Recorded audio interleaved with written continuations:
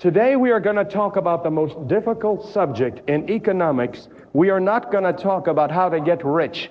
That is the easy part. We are going to talk about how to not be poor. That is the hard part. Most people think poverty is a lack of money. They are wrong. Poverty is not a number in a bank account. Poverty is a gravitational force. It is a trap. It is a closed loop system designed to keep you inside, spinning your wheels until you run out of energy and die. I call this the physics of poverty. If you want to understand why you are stuck, you have to understand rocket science. When a rocket tries to leave the Earth, it fights against gravity to reach orbit, must hit a specific speed. We call this escape velocity. If the rocket uses 99% of the fuel required, but does not hit that specific speed, do you know what happens?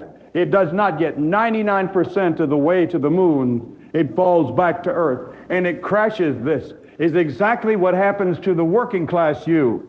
Work hard, you save a little bit of money, you try to climb out of the hole, you get halfway up the wall, and then something happens, your car breaks down, you get sick, the rent goes up, gravity kicks in, and because you did not reach escape velocity, you fall all the way back to the bottom. Actually, you fall lower than before, because now you are discouraged, now you are tired, now you have less fuel. This is why working a little bit harder does not work in the physics of poverty. Linear effort produces zero results. You need exponential effort to break the gravitational pull. You need to understand that the system is rigged against you, not because of a conspiracy, but because of a conspiracy, but because of mathematics. Poverty is expensive. When you are poor, everything costs more. You cannot buy in bulk, so you pay a higher unit price for food. You cannot afford good boots, so you buy cheap boots that break every year. You cannot afford a good dentist, so you wait until the tooth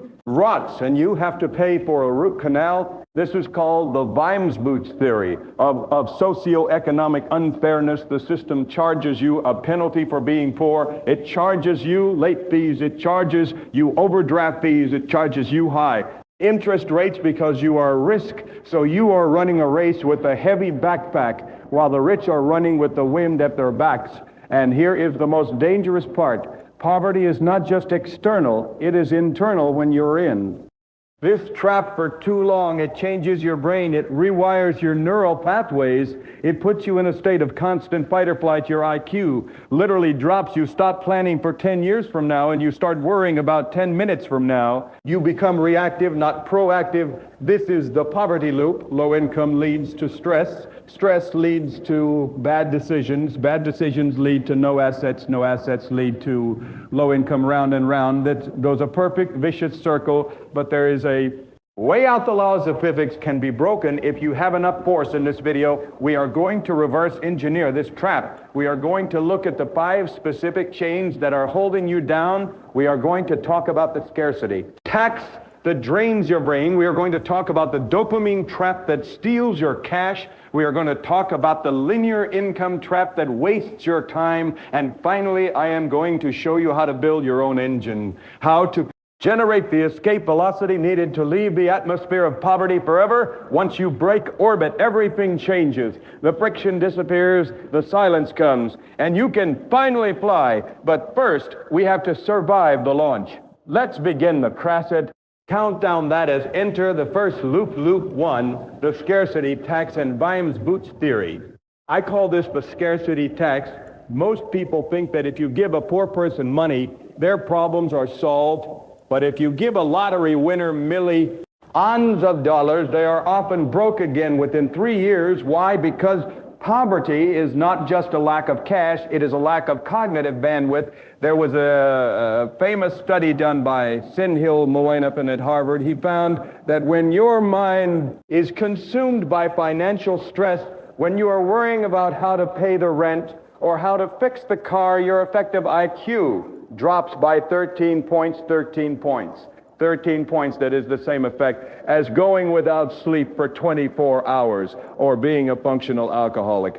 This means that when you are poor, you are literally operating with a damaged processor. You are trying to solve complex long-term problems with a brain that is in survival mode. You cannot see the future because you are too busy fighting the P. This is the scarcity trap. When you have limited bandwidth, you make bad decisions. You take the high interest payday loan because you need cash. Now you buy the unhealthy food because it is cheap. And fast now, you are not stupid, you are just exhausted, and the system knows this. The system exploits this. Let me tell you about the Vimes boots theory. It goes like this. A rich man can afford to buy a pair of high-quality boots for $50. Those boots will last him 10 years, so his cost is $5 a year. A poor man cannot afford $50. He only has $10, so he buys a cheap pair of boots, but the cheap boots fall apart after 1 year, so next year he has to buy another pair for $10, and the year after that, over 10 years, the poor man spends $100 on boots. The rich man spends $50. The poor man spends twice as much money, and his feet were wet the entire time. This is the mathematics of being poor. It is expensive to be poor. You pay late fees, you pay overdraft fees. We as K overdraft fees. You pay overdraft. You pay higher interest rates. You buy small quantities of toilet paper because you cannot afford the bulk pack, so you pay more per sheet. The system charges you a premium for your lack of capital. So how do we break this fire? First, loop, how do we stop the bleeding? And you need to build a buffer. Your first financial goal is not to get rich. It is not to buy a house. It is not to invest in the stock market. Your only goal is to save $1,000 or even $500, put in a separate account and do not touch it. This money is not for spending. This money is for buying back your brain when you have a buffer. The car breaking down is just an inconvenience. It is not a disaster. When you have a buffer, you don't have to take the payday loan. You don't have to pay the scarcity tax. You stop reacting to emergencies and you start managing them. That $1,000 buys you something more valuable than gold. It buys you cognitive bandwidth. It restores your IQ. It allows you to sleep. It allows you to look up from the ground and see the horizon. Most people try to jump straight to investing. They skip this step. They are trying to build a skyscraper on a swamp. You must drain the swamp first. You must. The buffer, you must buy the boots that last 10 years. This requires sacrifice. It requires pain for a few months. You might have to live like a monk, but you are doing it for a reason. You are buying your freedom from the scarcity tax now. We enter the second loop 2 with 2. The dopamine trap, self-medication. This is the most emotional one. I call this the dopamine trap. You have probably heard the criticism people say, if you're poor, why do you have the newest iPhone? Why do you buy expensive sneakers? Why do you eat out when you have groceries at home? It is easy to judge from the outside, but let us look at the biology when you are trapped in the poverty loop. Your life is painful. Your cortisol levels, the stress hormone, are constantly high. You feel small, you feel invisible. Your brain is screaming for relief. It is screaming for a win. So when you walk into a store and buy that new pair of shoes or that branded handbag, your brain releases a hit of dopamine for a few minutes. The pain goes away for a few minutes. You feel successful. You feel like you matter. This is not spending. This is self-medication. You are using consumption as an anesthetic to numb the pain of your reality. But here is the trap. The relief is temporary, but the debt is permanent. The dopamine fades in 20 minutes. The credit card bill lasts for 20 years.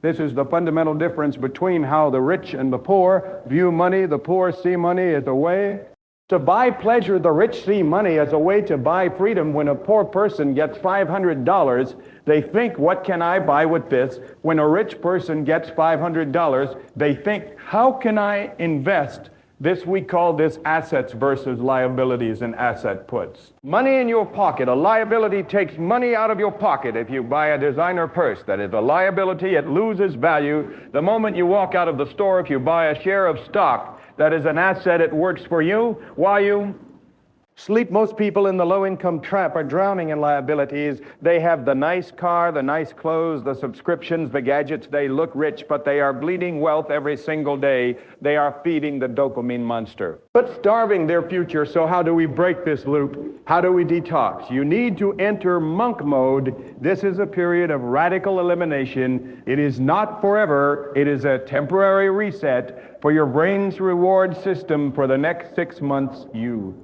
You cut everything, you cancel Netflix, you stop eating out, you stop buying clothes, you drink water instead of soda, you walk instead of taking Uber, you strip your life down to the bare essentials, food, shelter, and basic transport it will be. Boring it will be hard, your friends might laugh at you, but you have to tell yourself, I am not poor, I am in training. When you stop getting your dopamine from spending money, your brain will start to rewire itself. You will start to find pleasure in seeing your bank account grow. You will start to get high on saving, and that is a different kind of dopamine. That is the dopamine of control. Once you realize that you do not need the new phone to be happy, you become dangerous, you become free, because the system can no longer manipulate you with shiny objects. You have broken the addiction now. We enter the linear income trap, skill stacking. This is the one that keeps you tired. I call this the linear income trap. Most people are taught a simple equation for lifetime equals money. If you want more money, you have to work more hours. You get a second job, you work overtime, you drive Uber on the weekends. But there is a fatal flaw in this equation. Time is finite. You only have 24 hours in a day, and you have to sleep. This means your income is mathematically capped. There is a ceiling. You can never break through no matter how hard you work, but your expenses are not capped. This brings us to the silent killer of the working class, inflation. Inflation is a tax that is levied on people who sell their time when. The government prints money, prices go up, the price of bread goes up, the price of gas goes up, and do your wages go up? Not immediately. Wages are what economists call sticky. Your boss waits a year, maybe two, before giving you a 3% raise, but by then inflation has already eaten 8% of your purchasing power. You are running up a down escalator, and the escalator is moving faster than you can run. So you work harder, you sell more hours, you miss your kid's birthday, you ruin your health, and at the end of the year, you are actually poorer than when you started. This is the definition of insanity. You cannot win a rigged game by playing by the rules. You have to change the game. You have to stop selling time and start selling value. How do you do this? You build a skill stack. Most people try to be the best at one thing. They want to be the best accountant or the best graphic designer. That is hard, that is crowded. The secret is to be pretty good at 2 or 3 unrelated skills and combine them. Scott Adams, the creator of Dilbert, was not the best artist, he was not the funniest writer, and he was not the most experienced businessman, but he was good at all 3. And when he stacked them, he became unique, he became exponential. If you are a low-income worker, do not just go get a second job flipping burgers that is just more linear income. Use your monk mode time to learn a second skill. If you are a construction worker, learn sales now. You are not just a laborer, you are a contractor who can close deals. If you are a waiter, learn copywriting now. You are not just carrying food, you are designing menus that sell high margin items. You must become a double threat. When you stack skills, you detach your income from your hours. You become harder to replace you. Become an asset, not a commodity. The market pays for rarity. It does not pay for effort. If you can be replaced by a teenager or a robot in a week, you will always be poor. You must build a moat around your income, and that moat is your skill. Stack now, we enter the 4th loop 4 for work. 9 being social gravity of a crab bucket. This is the hardest chain to break. I call this the social gravity there is. A famous saying, you are the average of the 5 people you spend the most time with. If your 5 best friends are broke, you will be the 6th. If your 5 best friends are constantly complaining about the economy, you will be the 6th. If your 5 best friends have no ambition, you will be the 6th. Why? Because human beings are mimic machines. We have something in our brains called SOD. Mirror neurons. We subconsciously copy the behavior, the language, and the mindset of the tribe around us.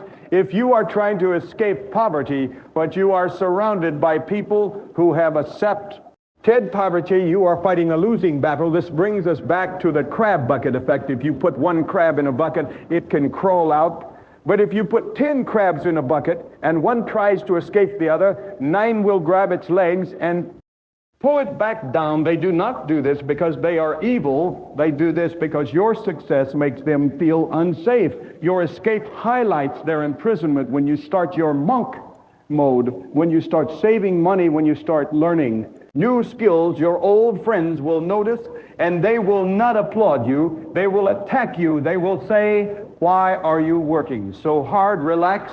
They will say, "You think you are better than us." They will say, "The game is rigged. Why bother?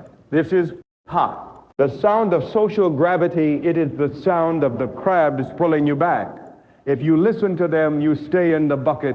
You must understand that poverty is often a culture. It is a shared story of victimhood. The government is bad, the rich are evil. I have bad luck. This story is comforting. It absolves you of responsibility, but it keeps you poor. So how do you break this loop? You must practice ruthless isolation. I'm not saying you have to be mean to your family or your childhood, friends, but you have to protect your mind. You cannot afford to spend 3 hours a day listening to someone complain about their life. That is poison. You need to find a new tribe. No, you might say, but Warren, I am poor. Rich people do not want to hang out with me. That is true. You cannot just walk into a country club, but you live in the age of the internet. You can find virtual mentors. You can spend your time with Charlie Munger. You can spend your time with Einstein. You can spend your time with the greatest minds in history. Read their books, watch their interviews, listen to their podcasts. Let their voices drown out the noise of your environment. When you read a biography of a billionaire, you are downloading their operating system into your brain. You are hacking your mirror neurons. You are choosing to be the average of the authors you read, not the people you live next to. This is how you escape the gravity of your zip code. You build anew. So, neighborhood in your mind, loop 5. The compound void, the exit, and finally we arrive at the 5th loop. This is the engine of wealth. I call this the compound void. Albert Einstein famously said compound interest is the 8th wonder of the world. He who understands it earns it. He who doesn't pays it. If you are trapped in the poverty loop, you are likely on the wrong side of this equation. You are paying compound interest. You have credit card debt. At 20% interest, you have car loans. You have student loans. The math is working against you every day. You wake up, you are poorer than you were the night before. Even if you didn't spend a dime, you are paddling a boat upstream, and the current is stronger than your arms. The wealthy are on the other side. They are in compound interest. They have money in the S&P 500. They have real estate. They have businesses. Every day they wake up, they are richer than the night before, even if they slept all day. This is the snowball effect. If you want to escape low income, you must stop being the person who pays interest and start being the person who earns it. You must cross the line. How do you do this? You need to follow the 3 stages of escape. Stage 1, survival. This is where you stop the bleeding. You cut your expenses to the bone. You use your monk mode savings to pay off your high interest debt. You kill the vampire that is sucking your blood. Stage 2. Accumulation. This is where you start buying assets, and I do not mean a house or a car. I mean productive assets. You take $10 a day, just $10, and you put it into a low-cost index fund. You ignore the noise. You ignore the flashy trends. You just buy a piece of the American economy. You let it grow. You are building your own snowball. It will look small at first. It will look pathetic, but you must trust the math stage. 3, freedom. This is the moment when your assets generate enough cash flow to cover your basic survival needs. This is escape velocity. The moment this happens, you have broken the gravitational pull. You no longer have to sell your time to stay alive. You have options. You have dignity now. Let us review the poverty loop conclusion. The door is open. We talked about the scarcity tax. We talked about the dopamine trap. We talked about the linear income trap. We talked about the social gravity. And we talked about the compound void. These are the chains that bind you, but remember, these chains are made of metal, but they are forged in the mind. The door to the cage is open. It has always been open. The system wants you to stay inside your friends, wants you to stay inside your own. Fear wants you to stay inside your own. Fear wants you to stay inside, but you have the physics on your side, you have the map, you just need the courage to walk out. That's all. Thanks for watching. Jesus spake in